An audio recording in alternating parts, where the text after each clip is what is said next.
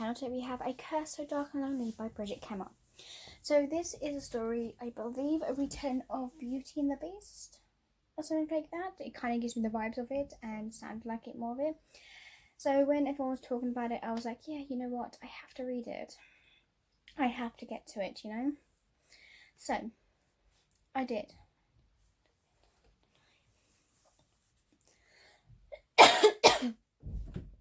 So here says, Prince about Prince Wren. The hair of the Ember Fall is cursed, forced to repeat the autumn of his 18th years over and over. He can only be freed if a girl truly falls in love with him. And after so many failures, his kingdom and its people are barely holding on. Then we have Harper. Life has never been easier, and she's learned to be tough enough to survive the streets of Washington, D.C. when she is sucked into Wren's world. Nothing as it seems, powerful forces stand against Ember Falls, and it will take more than a broken curse to save its utter ruin. Fall in love, break the curse. It was once seemed so easy to Prince Wren and the hair of the Ember Falls, cursed by a powerful enchantress, to repeat the autumn of his 18th year over and over. He knew he could be saved if a girl fell for him, but that was before he learned that at the end of each autumn he will turn into a vicious beast, hell-bent on destruction. That was because before he destroyed his castle, his family, and every last shred of hope. Nothing has ever been easy for Harper, with her father long gone, her mother dying, and her brother barely holding their family together, while constantly underestimating her because of her cerebral palsy. She learned to tough enough to survive, but when she tried to save someone else on the streets of Washington, D.C., she instead somehow sucked into Wren's cursed world. Break the curse, save the kingdom. A prince? A monster? A curse? Harper doesn't know where she is or what to believe, but as she spends time with Wren in this enchanted land, she begins to realise what's at stake. As Wren realises Harper is not just another girl to charm, his hope comes flooding back. But powerful forces are standing against Emberfall, and it will take more than a broken curse to save Harper, Wren, and the people from utter ruin. So literally something you don't get is when it's heartful, it's heartwarming, it's thoughtful, it's romantic, you know. And it literally just took me on a magical journey with this like dark fairy tale. And I just ended up growing up and loving it. I'm glad I got the full collection now so I can read it all in one. This was just a really, really amazing story to read. And I think more people should start reading these books. These are, like I said, retellings of Disney movies. Of Beauty and the Beast, this one was, and I was intrigued for it, and I just wanted to carry reading more and more of it. Because you don't get to see a lot of it. And I don't have much to say about these books, these ones, but I have no words to say anything about them. I just don't know what else to say about it. But yeah, this first book was really intriguing to read, and I've really enjoyed it. Next up we have A Heart So Fierce and Broken. I hope you enjoyed the go. Bye-bye. Hello guys, welcome back to my channel. Today we have the second book to this So Dark and Lonely book, and this is A Heart So Fierce and Broken by Brigid Kemmerer. And I'm going to burp.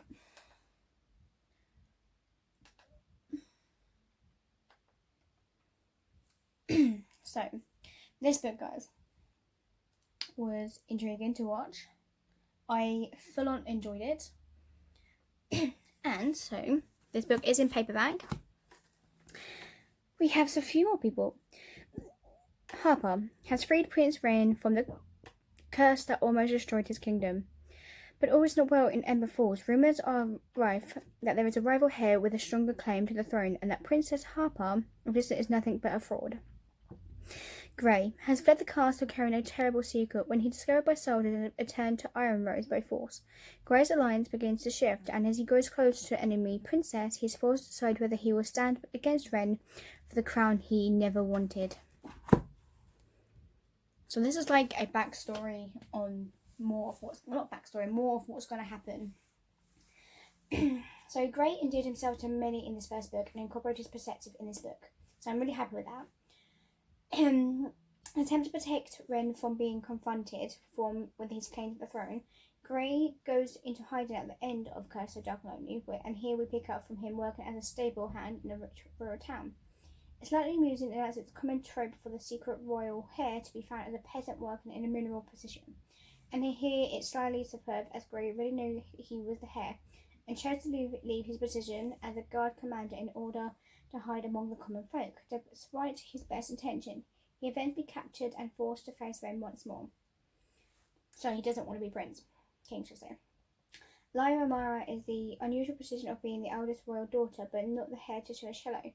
The bloodthirsty Karen Loren, who has once already attempted to evade Ember Fall, bypasses her in favour of her younger sister, Novella Verin, who lacks Lyra Mara's quiet compassion and decided for peace. I like how this book enforces the usual tropes of the bold, brash princess who's trying to prove herself worthy of her murderous sister trying to assassinate each other to win the throne. Instead, Lyra is genuinely proud of her younger sister, supporting her as a successor to the throne. The sister has a strong bond of love for each other, which is really cool. So this is starting with the audience realising that Ren may not be the hero to the moral conflict each of the protagonists faces. Grey doesn't want to challenge Ren for the crown, but he may not have a choice except to defy the king if he wishes to survive and protect his people.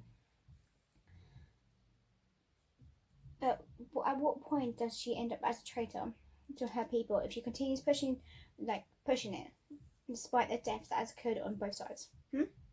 Answer me that, guys. Even better, there's a range of relationship dramatics outside the romantic ones, you know? The author has definitely showed you that. Who's my favourite character? I'm not sure. It comes a bit of both, you know? Like, oh, that must be it. But I literally have no idea who will be my favourite character in this. I do love Ren and I do love Harper in this. But it's hard to see who, if you like someone or you don't know. It's just really hard. So yeah, that's the book that comes with. Like, there's different lot of things going on between the books. But anyway, thank you guys for watching, and I'll see you guys next time for the A Vow So Dark and But Deadly, which is the next book coming up. Thank you. Hello guys, welcome back to my channel. Today we have the last and final book of this series, A Vow So Dark. So, what are you saying? Vow So Dark. So, A Vow So Bold and Deadly by Brigid Kemmerer. So yeah, this one is actually in hardback. I got this from Fairy Loot because I didn't actually get the other series from Fairy Loot as well. And I had to read it. I need to read it. So when I got it, I was like, oh crap, I need to get the other two books. But I couldn't get them in hardback because it was going to cost me something weird or something expensive for the book as well. It's like, fudge it. They look the same anyway. So this is hardback. It's got a ribbon in it as well, which was lovely to use.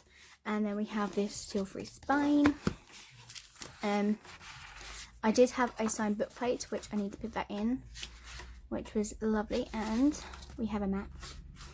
So this is Face Your Fears, Fight the Battles, Ember Fall is crumbling fast. Torn between those who's believe in Ren is a rightful prince and those who are eager to begin a new era under Grey, the true heir. Fight the battle, save the kingdom. Which war looming Harper struggles to help Ren find a path and peace. Meanwhile, Lyra Mara, newly crowned Queen of Cello, begins to question if she can be the ruler of her country needs. As the two kingdoms come closer to conflict, loyalty are tested, love is threatened, and an old enemy resurfaces them to destroy them all. Look how the pages are purple. And look how dark this is. That's so pretty. And then you got like this kind of bit. So I'll put it there. So this book.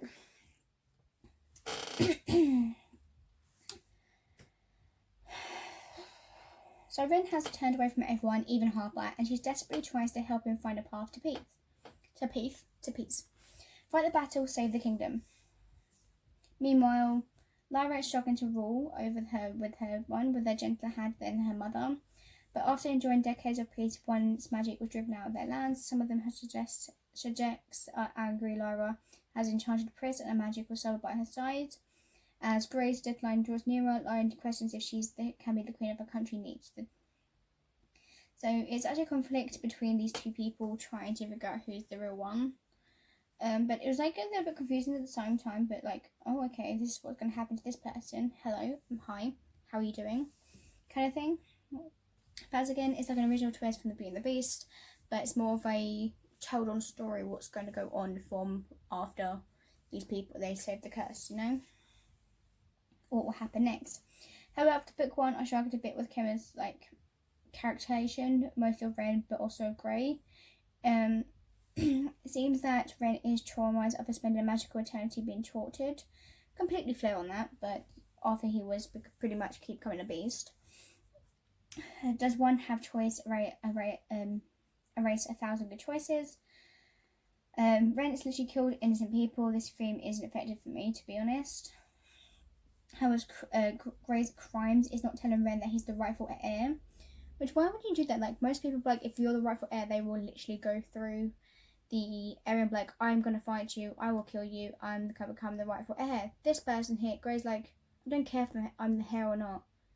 I would rather become a normal person, a commoner, than become king. You know? Harper and Lyra are more evenly drawn, and find the idea that they were both more interested in Pierce than the men interesting, and whether or not that was part of the intentional content there. I did love the book. It was interesting. It had action, it had magic, it had a few plot twists. It strived to do interesting things with the characters and not just giving the readers pure heroes. I didn't think it had always lived up to its goals, but the story is still engaging, and I look forward to reading more from the same author. So I believe there is another book that I'm intrigued by the author as well. I just can't remember the name of it. But yes, I know these weren't much of a review to them. For me, these books did catch my attention, and I did read them, and I gave them a try, and they were good. Like, I can definitely give them a second read. We'll see. But I'm really happy to keep them with me. Thank you guys for watching, and I'll see you guys next time for the next book. Bye!